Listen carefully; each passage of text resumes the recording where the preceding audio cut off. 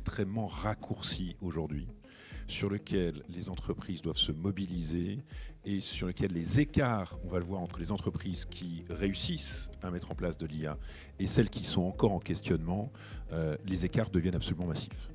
Ils deviennent massifs d'un point de vue compétitivité, ils deviennent massifs aussi d'un point de vue social et dans la capacité des entreprises effectivement à gérer ce lien social avec les collaborateurs. Donc moi je retiens vraiment cette notion de vitesse et d'impact qui va s'accroître, on le verra avec notamment les agents IA.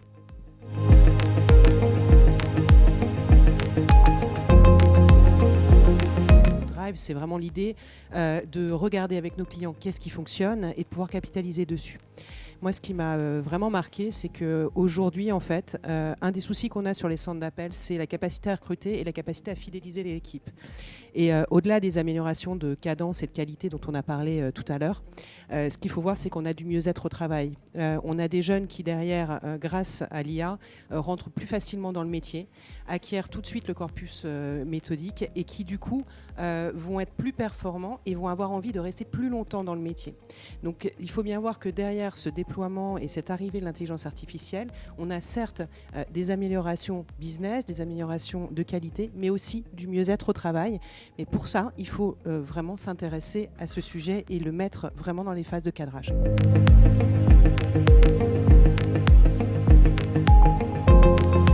On dit que 78% des entreprises ont déployé des projets d'intelligence artificielle et dans le même temps, 80% des entreprises se disent un peu frustrées en disant mais finalement ça n'a pas tous les impacts que j'attendais ou que je pouvais attendre ou qu'on m'avait promis. Et en fait c'est assez normal. On est dans une phase où, je le rappelle, 30 novembre 2022, apparition de ChatGPT. Ça fait moins de 3 ans. Les agents IA, ça fait moins d'1 an qu'on est capable d'avoir des agents autonomes qui vont travailler effectivement sur des processus et avoir un impact sur le sujet. Donc tout ça est assez normal. Maintenant, l'enjeu, et on va voir peut-être en fil rouge, c'est se dire comment est-ce que je travaille sur l'impact business, mais comme le rappelait Raymond Souby, sur l'impact social. Et il y a aussi 2 autres dimensions qui sont essentielles, c'est la dimension sociétale, ça pose des questions d'éthique, ça pose des questions de souveraineté, et une dimension environnementale. L'utilisation de l'IA et sa massification a un impact très significatif sur les data centers, un impact très significatif sur l'environnement. Donc déjà, prendre en compte ces 4 dimensions, business, social, sociétal et environnemental, c'est un élément structurant d'un point de vue stratégique.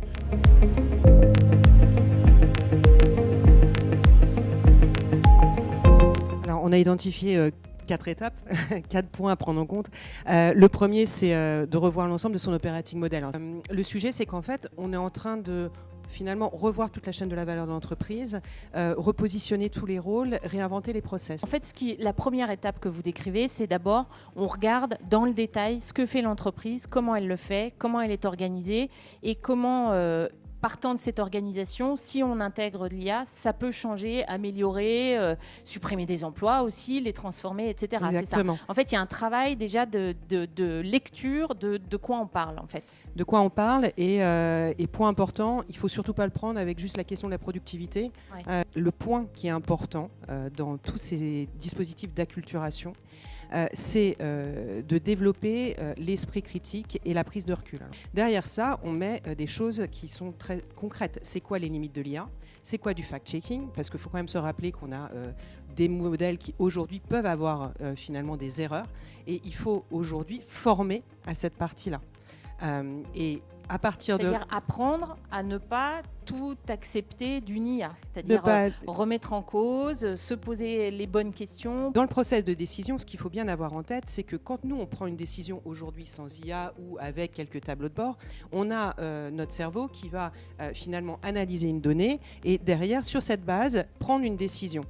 L'IA est très bon pour analyser la donnée, même s'il peut y avoir des biais sur lesquels il faut former les gens, mais derrière, je prends une décision. Cette prise de décision, je reste finalement responsable de cette prise de décision. Et donc, c'est bien ça qu'il faut encadrer et sur lequel il faut développer les compétences.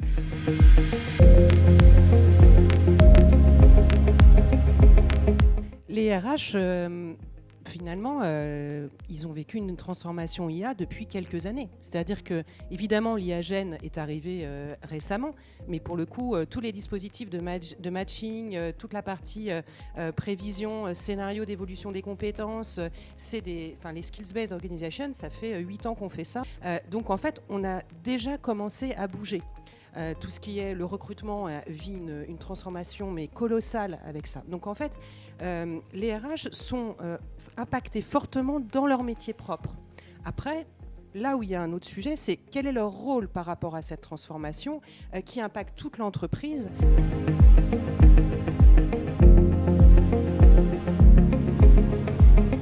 Dialogue. D'où le rôle clé des RH. Je vais prendre un chiffre. Plus de 50% du chiffre d'affaires aujourd'hui d'OpenAI, donc ChatGPT, plus de 50%, c'est du chiffre d'affaires B2C. C'est-à-dire c'est vous et moi qui payons plus de $20 par mois pour utiliser ChatGPT de façon, comme tu dis, Shadow IA, complètement... Oui, ou dans la vie privée aussi. Dans la vie, mais on en a aussi et massivement un usage en interne. Pourquoi est-ce qu'il y a autant de Shadow IA aujourd'hui ? Parce que le dialogue social n'est pas là. Et pourquoi est-ce que le dialogue social n'est pas là ? Parce qu'il n'y a pas eu de dialogue professionnel. Donc il faut que les managers ouvrent le débat. Mais pour ça, il faut qu'ils soient formés.